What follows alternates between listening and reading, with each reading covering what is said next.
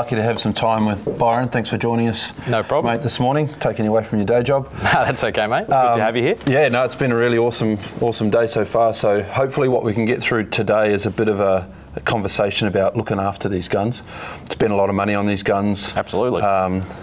I just want to make sure that people that are looking to buy them, or they've got them and they don't really understand the best way to look after them, we can just get through the general maintenance of them. Sure. There's different things that we do with stocks and barrels and bits and pieces, so I'd like to break this one apart, have a look at it, tell us what we should do before we shoot, and then after we shoot at the range. So, we might pack it up and take it home. Is there something we should do then? And is there something we should do when we get home?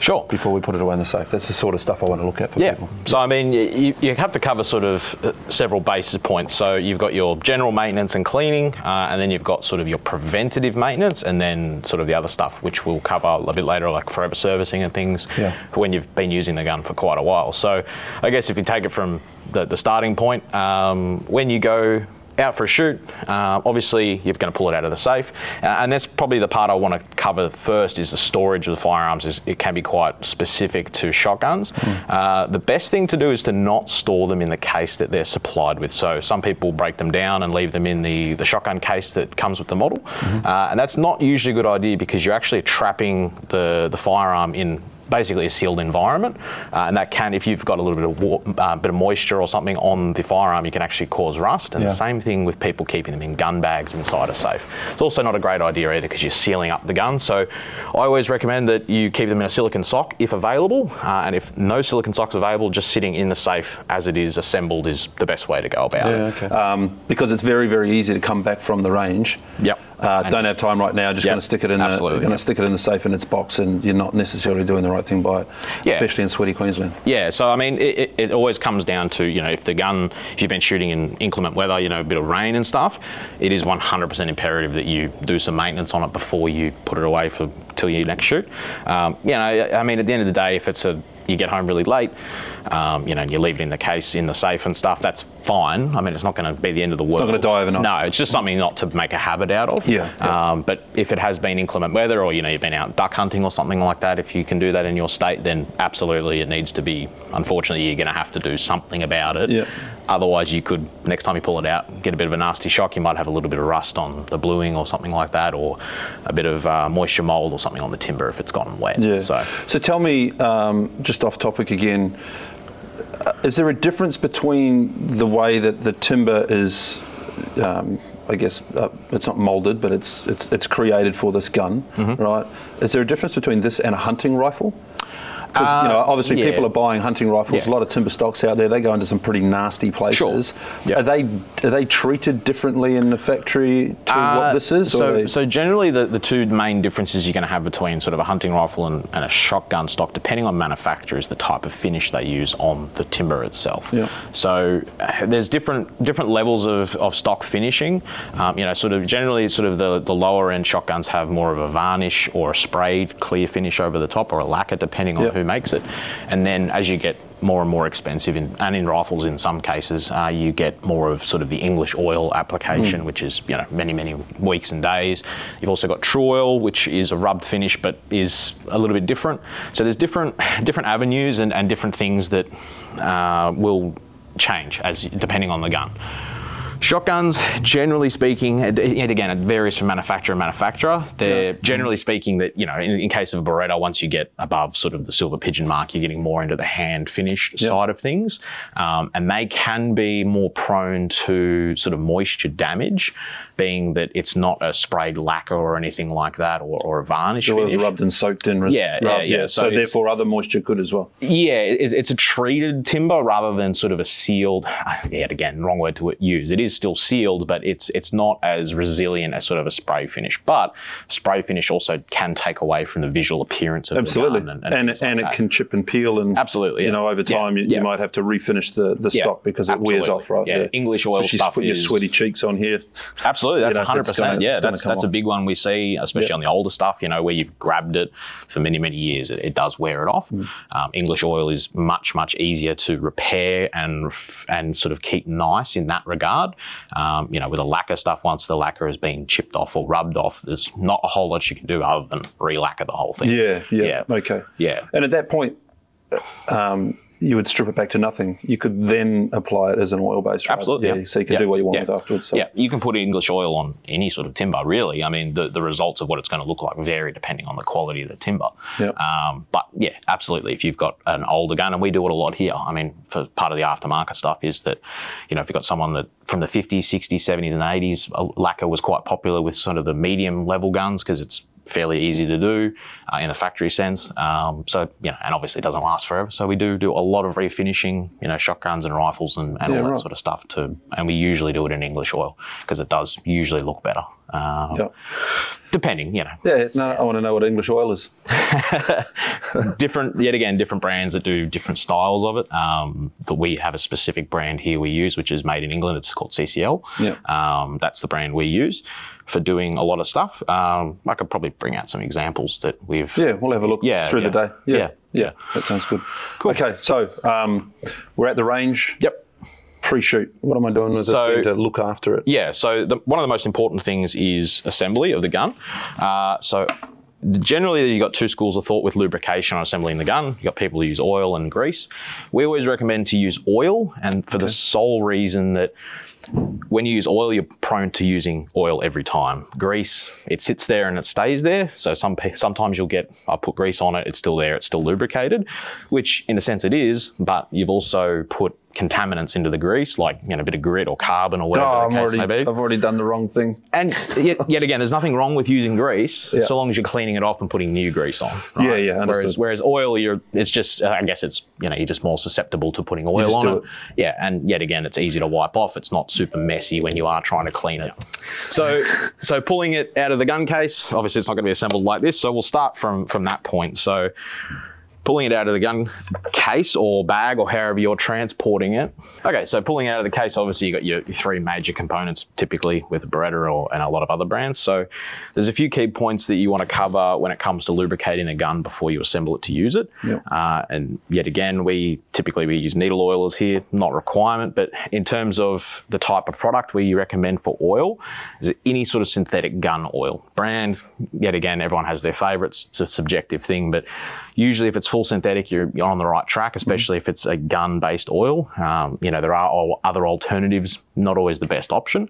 The synthetic is good because it doesn't break down as easily with elements and moisture and things like that.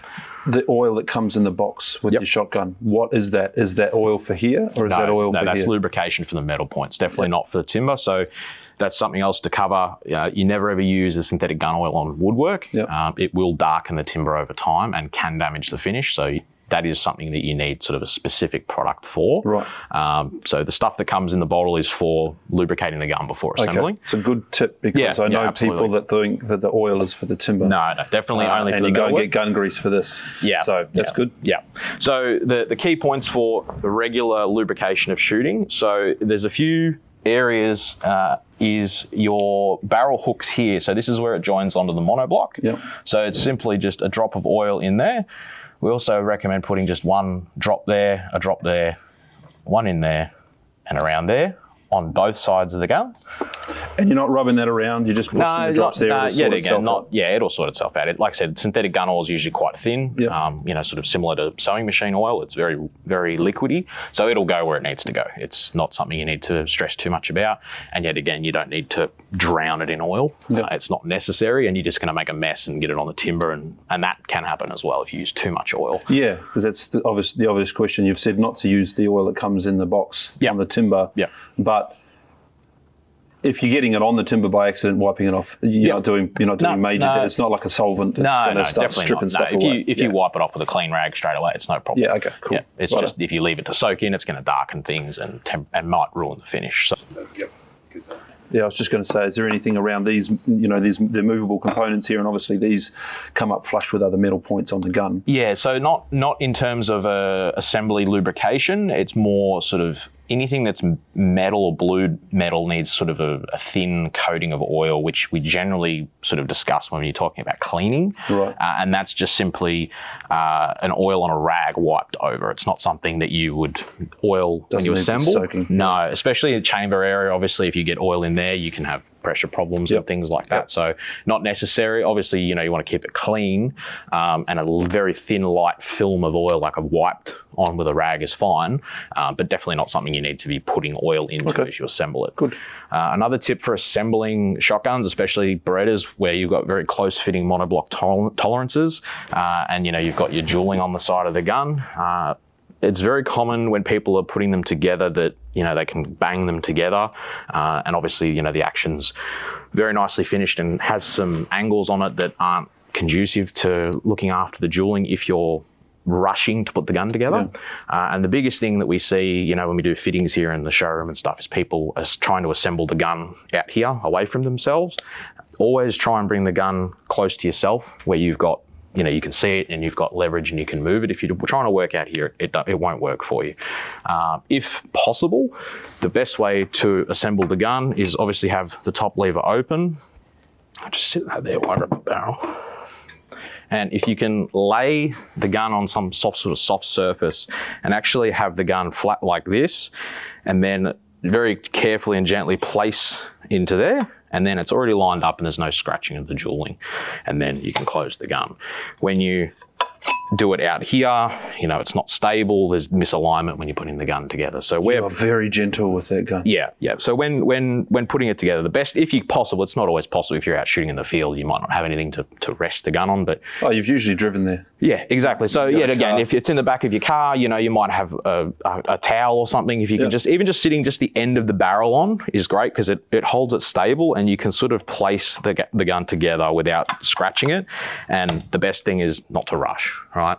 So once that's closed up, the next part to it that is important to put a drop of oil on is on the front of the action faces here where the forend meets. And yet again, it's just one drop on sort of each side. And then you can fit the forend and the gun's ready to go. We're good to go. So obviously then you're going to go do some shooting. Following that, the best course of action, if you're shooting sporting clays or trap or even in the field, you finish shooting, you're putting the gun back in your car to go home. If you can, and you're not in a rush, that can be the best place to do a little bit of preventative maintenance, and it takes all of 30 seconds, and that's lightly oiling the metal parts of the gun.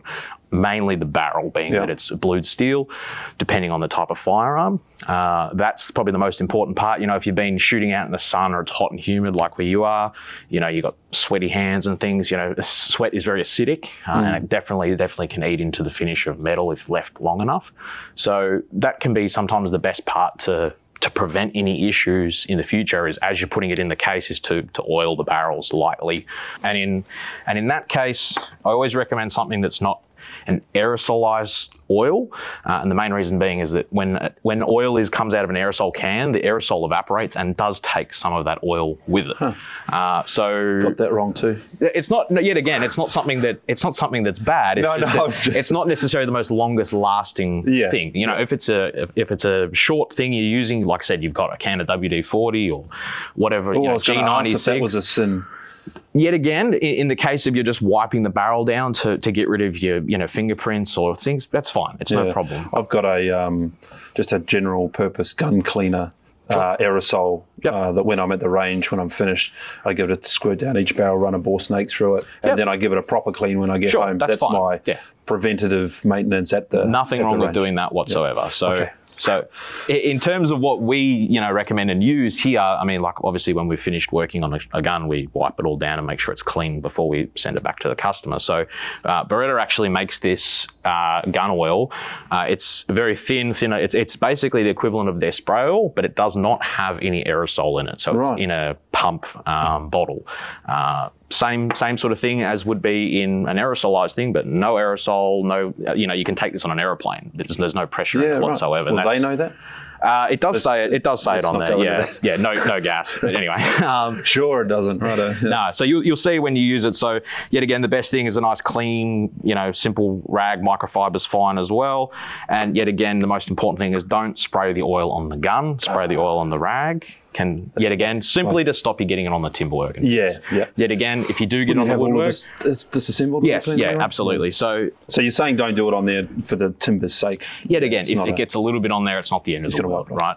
So we simply just spray a little bit on here, and you can see that's like a lens cleaner spray bottle. And then we're just wiping over all, the exposed metal surfaces. So blued barrels, lightly on the action. And what you asked about before, like on the barrel face, that wiped on is enough. That's enough. That's enough. I know I'm cleaning that today, and I'm going to shoot the gun again in 3 days. That residue that's on there That's is fine. what? It's, that's excellent. It's the most minuscule amount of oil on there. It's not going to be a problem. Can you overdo this? You can, yeah. So absolutely. So oil can be both a blessing and a curse. If you soak everything in oil, like we touched on before, you're going to darken timber work and things like that. But the biggest issue is if you get oil into areas that it shouldn't be a lot of, i.e. barrels, and this is very particular in rifles as a prime example. Yeah. If you spray an entire can of G96 or something in the chamber and leave it and then shoot it, you can do some serious damage to the gun, or worse yet, yourself. You get massive pressure spikes. I guess shotguns would be more tolerant of it, but it's still a no-go. If you're going to go, I'm going to store a gun for 12 months before I shoot it, then there is some sort of level that you can do that to, so long as you remember to clean the gun before you shoot it. Yeah, right? you can't overdo it. Using too much oil is not going to damage the finish of the barrels. No. It's just you just got to know. Make a mess. You got to know what condition it's got to be in before you shoot again. Yeah. So oil on the exterior of the firearm is fine. Like I said, the biggest thing you're going to have is you're going to have a mess of oil everywhere. In your safe, on the timber work, on your hands, everywhere. So if someone who shoots very regularly, wiping it down with a rag and a bit of oil on the rag is fine. Cool. And you're going to be using it often enough that if you do have any issues, you're going to notice them very quickly. If you're the type of person that shoots once a year, then, the results are a little bit different. You might want to use a slightly thicker oil to wipe on the barrels and leave on there, rather than something like this. Like it's very, very thin. But, if it's in a safe for 12 months through all the different seasons, sometimes going to be checking on them. Yeah, hopefully. and that's really is the answer, is to just try to have a bit of a routine of, okay, it's been a month or however long it is, pull it out and have a look at it, give it a clean. Yeah. And like I said, it's something that a lot of people spend a lot of money on. They're worth a lot of money, and the same thing is that people have them for a very, very long time. You can pass it down to your kids and stuff like that. So it's definitely something that pays to look after. It's not a frivolous amount of money, and doing a little bit of simple maintenance is definitely 100%. It's no different than a car or something else that you spend a lot of money on and cherish. As simple as that. Yeah, that's right. Yeah. You put in the time, they last a bit longer. Yeah. The different finishes inside and outside the barrel. Mm-hmm. I know we've just talked that you put some oil down it, you'll use it. Or we haven't even talked about cleaning the inside of the barrel yet. But is it a different product that you use inside and out? So not typically with shotguns. So when you get home and you're actually doing the thorough clean after shooting and getting all the residue and stuff out of the barrels, obviously you're going to use generally we recommend a purpose-made cleaning kit for shotguns. So a kit that comes with bronze brushes, the rod, the wool mops and things like that. So, you've got the two parts. If you've done a lot of shooting, and different ammos can dirty barrels differently. So if it's very, very carbon fouled and got plastic wadding stuck in the forcing cone areas and stuff, you're probably going to need to use a dedicated plastic wad removing cleaning product, right? If it's at that level. If you have only shot, that's going to be because you've not maintained it properly over time, or you've shot a lot of rounds at an event. So, for example, if you're a DTL shooter, and you get into a shoot off, you might shoot upwards of 3, 4, 5, 800 rounds, and you're not necessarily given the opportunity to clean in that period, right? That's a lot of ammunition to shoot through a shotgun, and yet again, different ammo is dependent, and the conditions and things like that. So, if you do your basic sort of normal cleaning and you can still see plastic wadding stuck inside, then obviously you need to use a dedicated cleaner. Sometimes just sort of a G96 or a regular shotgun bore cleaner is enough. Great, no problem. Pull-throughs are fine for sort of a run-of-the-mill sort of maintenance or just after you finish shooting. Straight after. Great product, but in terms of like a thorough clean, definitely sort of the dedicated cleaning kits are great. With the wool mops, other things. We have long wool mops that are great. So the wool section on it is this long. Really? Yeah. Yep. Great product as well. There's many You're going to tell options. me you have a dedicated shotgun cleaning kit here? We have. There's multiple shotgun cleaning kits. Yeah. And yet again, Beretta makes one, and a few of other brands that we distribute here sell them as well. Well, that's really interesting. I'd like to pull one of those apart and have a look at what's inside it if we've got the time. Yeah. Because you get these things, you pull them out of the box. you get a small bottle of oil. Yeah. And then you're off to the gun shop to go and find all the bits and pieces that you might need to look after the gun, and you may not get that completely right. Yeah. You're talking to someone at a gun shop. You would hope that they give you the right advice, but they may not be shotgun people. No.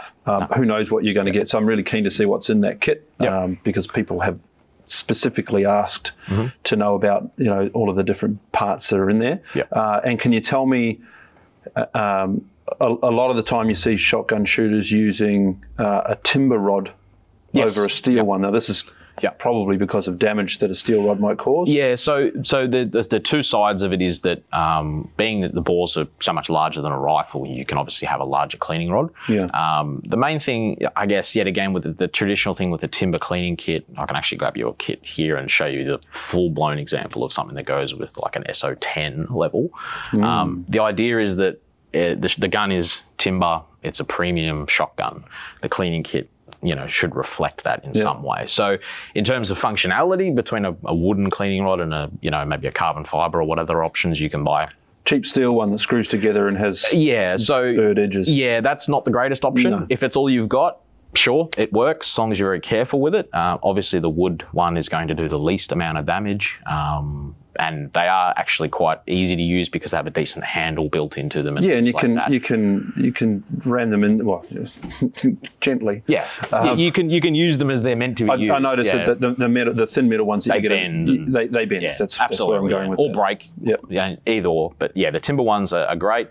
And then the attachments that go on the end. You've got your wall mops, you've got your jags and your brushes, and then so generally when it comes to cleaning the barrel, if it's only just had a few rounds through it and it's a little bit dirty on the inside, a brush with some G96 or some other sort of cleaning or CLP oil, even in a spray is fine if it's sprayed inside the barrel or on the brush. A nice light scrub and then patch it out dry, or with a bore snake or something equivalent like that to get rid of the excess oil and things like that. It's more than enough. Any Beretta shotgun that's made is chrome lined barrel. They're very, very hard and very resistant to rust on the inside. Oh, they are? Yes, they are. All Beretta shotguns are chrome lined barrels, or anything of a newer variety. And a lot of other brands are as well. It's very much the standard of shotguns. It's not the same with rifles? No, because that is prone to rusting if you're not. Absolutely, yeah. So the only rifle you usually get chrome lining on is in semi-automatic. You're probably not going to put that in there, but so AR-15s and things like that are generally chrome lined because of their intended use. Volumes. Absolutely. Okay, very good. Yeah. All right, and so we haven't gone. Do we need to talk any more about cleaning inside the barrels? I think probably covered that enough. People know what they're doing. Just get the right product. And use it sensibly. Timber. So this is what we use here in the workshop and stuff for pretty much any type of timber. So this is a conditioning oil for woodwork. This brand makes different types of oils for different purposes. And there are many different types of wood orientated products. Yet again, it does boil the similarity between, we covered on synthetic gun oil. Anything for stocks should be aimed at being for gun stock timber. There are options of people, might use boiled linseed oil and things like that, which, will darken the timber over time if you use it a lot. And the other thing is it can be a bit sticky and be a little bit weird when you're holding it, depending on if you've left it on and things like that. So this is a linseed-based product, but it is very, very different. It's a lot thinner. And yet again, this is not something you want to overdo too much, generally speaking, on wood. It's more of a interval maintenance. So we recommend using stuff like this when the gun has been used in inclement weather. So, if you've been out shooting in the rain and things like that, it's definitely something, once you've done all your regular maintenance, you're drying the gun with a clean microfiber rag or something like that. Once the gun's fully dry and there's all the moisture's removed, then it's sort of time to look at using that. Before you do that though, I have spent the day at the range. I've had this up against my face all day. I'm holding it with a sweaty hand. If it's hot conditions, what am I doing to that first? I'm not just going to wipe it with a microfiber rag. That's all I need to do. At that initial time, spray and wipe. No. So at that initial time, sometimes the best course of action is a clean, not a rag you've used on the metalwork and things, like a nice clean microfiber rag to remove most of that moisture and things from those areas. And the reason being is if you immediately use an oil over the top of it, you can trap that moisture in underneath it. Yeah, sure. And that's the reason why. Spray and wipes. Oh no, that was a joke. Yeah, I was about to say spray and wipes. You almost gave me an uppercut. No, I was just going to give you an anecdote from someone who used to do that we've Oh seen. no! Well, anecdote away. I just can't imagine putting spray yeah. on. Look, spray and wipes. Yeah, not recommended at all. It definitely does do damage to the finish. Yeah. So you're telling me that a microfiber cloth with nothing else, no water, no anything, is enough to get my day's sweat off here? So it's enough to remove majority of it until it's dried enough to use this. So it's not something that you would wipe off with the rag and then call it done. It's just that you want to get majority of it off, and then you want to let the gun naturally dry, or the timber naturally dry by itself before you use any oil. Okay. You don't want to accelerate dry. You don't want to pull out a heat gun or leave it somewhere hot. That will do damage to the timber work. I was just surprised that the cloth alone would remove a layer of day's sweat on your gun. So the reason being is that the timber has finishes on it, which protect the timber. Right, it's not soaking in. Yeah, so the idea is to remove as much of it as you can with the microfiber, and then follow up with an oil to protect it again and get rid of the rest of it, generally speaking. In certain products like this, a little goes a long way. Generally speaking, we just use sort of a drop on your finger and we rub it in by hand, and then in this case, we leave it on. We don't wipe it off, but each product is a little bit different. So, follow the directions for whichever one you get. But I'll show you an example of the change. I've noticed that the stuff goes a hell of a long way. It does, yeah. Two dots on the stock and you've pretty much got it. Done the whole thing, yeah, absolutely. Yeah. So I might just pull this apart again just because it's a bit easier.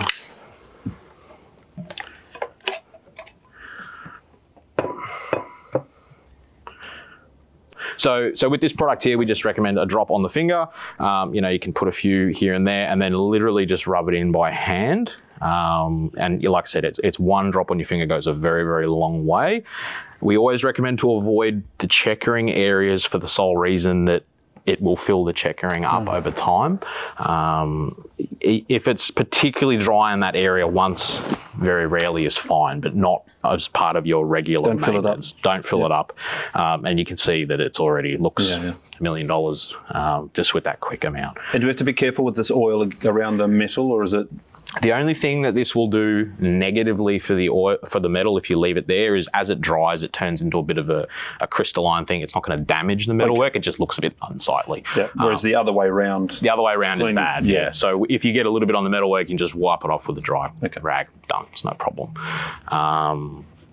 So. And you're not wiping the excess off? No, not with this product. So different products obviously have different directions of use. In this case, we leave it on. If you put too much on the gun, absolutely, you probably want to wipe it off because it can go sticky or leave a bit of a nasty film. But if you use just a small amount after it's sort of dried by itself, it protects the gun really well from moisture and your hand sweat. So that's sort of what was going to cover before, is that regular oiling of the stock without over oiling it is great to protect it from the things you're talking about, like your face sweat and your hands and things. So generally with a product like this, if you shoot regularly, we would say use it maybe once a month on the gun. Right. It's not something. It's not an every time. No, definitely not. Yet again, because if you use something like this that often, it can still darken the timber work. Okay. It's definitely something that you would use. But darkening again is not damaging. Darkening is just taking away the aesthetic look that it's come with. Yeah, it can eventually damage the wood because you're actually weakening the fibre of the timber. So it might start to crack. So it is damaging. It's weakening the timber itself. So we recommend using that once the gun's fully dry after it's been wet. Perfect time to use that because it will dry out the woodwork if you leave it like that. If you know that it's going to rain when you're shooting, using this before you leave your house is also another good idea because it will repel the water more. But if you're just shooting, on a weekend for, a 75 clay target or, a quick hunt or something like that, if it hasn't gotten wet and all that's been dry, once a month is fine for something like that. That's good to know. Yeah. Excellent. I think that's all the parts. So then the last part is the routine sort of checkup maintenance or further maintenance to your everyday maintenance. And the most important thing with a Beretta firearm is checking the fore-end screws. So with repeated use, fore-end screws can come loose, and if your fore-end comes loose, there is a likelihood that the timber will crack.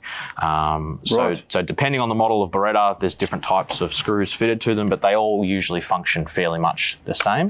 So if you take the fore-end off, you have 2 screws, depending on the model of firearm, and that's something that you can fit with 222 Loctite if you are a bit handy with the tools. The most important thing is making sure you have the right tool to fit. Grab that. Got it? So it's those 4-inch screws we're talking about? Yep. And I noticed that the new guns have got a different... They have a Torx head screw. Right. The principle of making sure they're tight is the same. It can be as simple as just checking them and make sure they're not fully loose. Yeah. If you want to... an option so that if you should do a lot of shooting, sometimes an option can be take them out one at a time, put a very small drop of 222 Loctite, which is the low strength Loctite, and then retighten. And they're not done up really, really, really tight. Do you have a torque setting, or is it just... So it would... Yeah, that's a tricky one. Yet again, it's muscle memory. Yeah. Sorry. It's yet like again, talk to the aim point guys. We've got a plastic tool, and when it starts to flex, it's tight enough. It's not a unit of measure, right? No. So... let me think, what would it be? It's okay, you don't have to answer it's generally... It's firm, right? It's done firm. Usually you're going to be using a straight shanked tool. Yep. So you're not going to be able to really wrench on it anyway, but it's just a firm, tight. Yep. Not loose is the best option.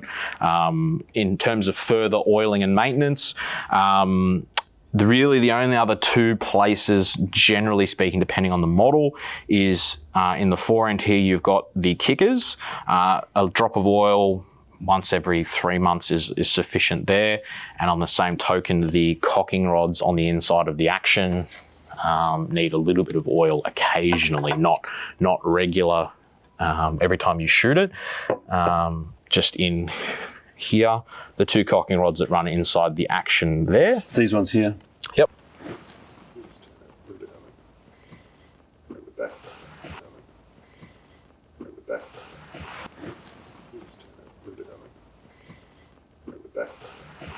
See those ones? Yep. So once a month, once every 2 months, just 1 drop of oil on each side there is sufficient. That generally covers sort of the expected user level maintenance. Further to that, obviously, is the Beretta Forever Servicing. Well, let's pause on that. Yep. Chokes, yeah, that's a good point, yeah. So chokes is one area where grease is probably recommended more than oil. So the best course of action once when you're thoroughly cleaning the gun is to remove the chokes, wipe them dry, remove all the contaminants. Every time? It is better, absolutely. Yep. To avoid any situation where you get a choke stuck in the barrel, should be part of your routine cleaning maintenance that you're unscrewing the choke, wiping it off, and just putting a little bit of choke grease, especially a really much a specified choke grease type of grease, is the best option. Does that come in your fancy kit? It does in a few. I'd have to check off the top of my head. I can't remember. I'm going to put this kit together if you don't have it, because I think it's a really good thing. Shooters to get the packages. I'll have to have a look, because it does change quite regularly. So I'll have to have a look. Like I said, we've got some fancy options that we can give you a show of an example. Yeah. But they're like $1,000 kit, because they're for... No, I'm not quite there yet. No, it's like I said, it's for an SO, 10, SO 6. Yeah, but I mean, the same principle applies. Yeah. Either we're able to say, hey, Beretta, give us the maintenance kit. Yeah. Have it as a product that we can buy. There's probably something there, and I just wanted to have a look through all of those different components. I'll have a look once we're sort of finished here. I'll have a squeeze, because we used to have some floating around as an example. Because we're up to 3 sort of components now to different types of things. Yeah, cool. That's good. So definitely removing the chokes, cleaning them, and then putting a little bit of choke grease before reassembling. 100% recommend doing that. Yep. If you have chokes, if it's a fixed choke gun, you can disregard that. Definitely a very important part, because if you one problem that if you don't regularly clean the chokes and just leave them in, they can get stuck, absolutely, and they are very, very difficult to remove. And then the other thing is, if they come a little bit loose and then you haven't noticed, they can build up with carbon, and you can damage the barrels if they get overloaded with carbon, or they're halfway out and things like that. So they're going to fill up in the gap that's not... Okay. So definitely something to make sure they're clean, and when you're going to shoot, that they're tight, hand tight. You're not wrenching them down. They're just fitted tight and correctly. Okay. There's only 2 components in here, the 2 screws, that's it for checking tautness, tightness. Yep. The rest is oil. Which goes perfectly into the forever servicing options. Yep. So forever servicing is an initiative that we do at events. So it covers the general maintenance and repair of Beretta shotguns as in routine servicing maintenance. So, if you attend an event where we have a gunsmith present, you can drop your gun off there and we'll go through, strip all the stock and everything off and inspect all the inside of the gun and replace any components that need replacing or are broken, if they are broken. It doesn't cover full rebuilds of firearms, but it does, covers parts like locking blocks, springs and other things like that, which, are needed to keep using the gun. And that's covered for the life of the shotgun at events we attend. How do you find, in my brain, I think, in the middle of a competition, I've got time between various different events. I hand the gun in, it goes in the rack. Yep. You figure out what needs to be done in what order based on timing. That's going to be an interesting logistical nightmare for you. But does it change the feel of the gun? It can. If you've shot mid-competition, I get my gun back and it feels a bit different. Yeah, for sure. So if the gun's had a very long period of time between actual forever servicing or maintenance repair, and it's done a lot of rounds, absolutely. If you've got something that's broken or very, very worn out, the gun will definitely come back feeling tighter. Springs and things might be replaced. So and the brake as well. Yep. Yeah, absolutely. So go back to feeling semi-new again. Yeah. So that's all part of it. So we tighten up the action. The ejector timings are checked and adjusted if needed. All the main internal springs, and then probably the most important part is the locking block, which is part of the lockup assembly. So there's a good indicator on most Beretta shotguns of the position of the top lever in relation to how close you are to needing a locking block to be changed. So when the barrel is fitted to the action and closed, if you look on the top lever, it sits to the right off center. Yep. That indicates that it's tight, good, and it's got plenty of adjustment left. Once that top lever gets to the center line or to the left, it needs to be inspected and replaced, whether it's at an event covered under the forever warranty, forever servicing, or sent in to us here at HQ for a repair outside of the forever service. Always recommend, once it starts getting past center to the left, send it in, take it somewhere to get that part changed. It's one of the critical safety components of the firearm, and it does wear over time, as you should. Didn't know that. Yeah. It's a gauge. Yeah, visual representation gauge, absolutely. Yep. Forever servicing, you said, is something that you offer at competitions? Yes. So these are the major competitions that you guys attend? That we attend, yep. How many a year, roughly, do you attend? I'm not going to ask for where, because that'll change all the time. Yeah, you can find them on our website. We're all over the country, attending both sporting and trap events. You can find them on our website. They're also posted on our Facebook and things like that. Yep. And you can find out if we're attending with gunsmiths. So we do events with and without gunsmiths all around the country. But major events like, state titles, championships and things like that, we do a lot of those. Cool. I look forward to seeing you in Toowoomba. We're a big deal.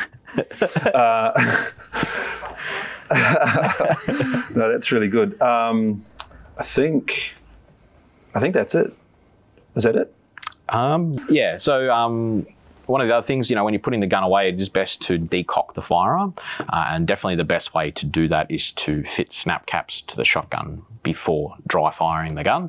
And that saves internal stressing on the hammers and firing pin assemblies and things like that. So just explain snap caps to the new guy. So a snap cap is a mock shell, if you will. It's an inert replica of a cartridge.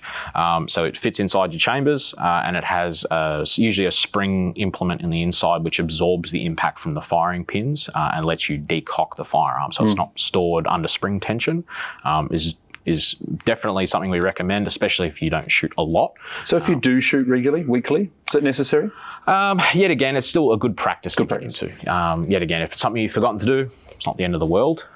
Just the one thing we don't recommend is dry firing it without snap caps fitted. What about used shells? I would not recommend that for the sole purpose that you're firing it into a vacant space to start with, maybe? Not so much that, it's that you're putting an ammunition-related component into the firearm. You might one day think that it's a bad practice. You wouldn't do it with a rifle. You wouldn't do it as a I've forgotten my snap caps. No, I just wouldn't worry about it. Just do it at home Just do because it it's at not home. really a big deal for a short period of time. Not for a short period of time. Good, It's not that's not a good big deal. advice. Yeah. Yeah.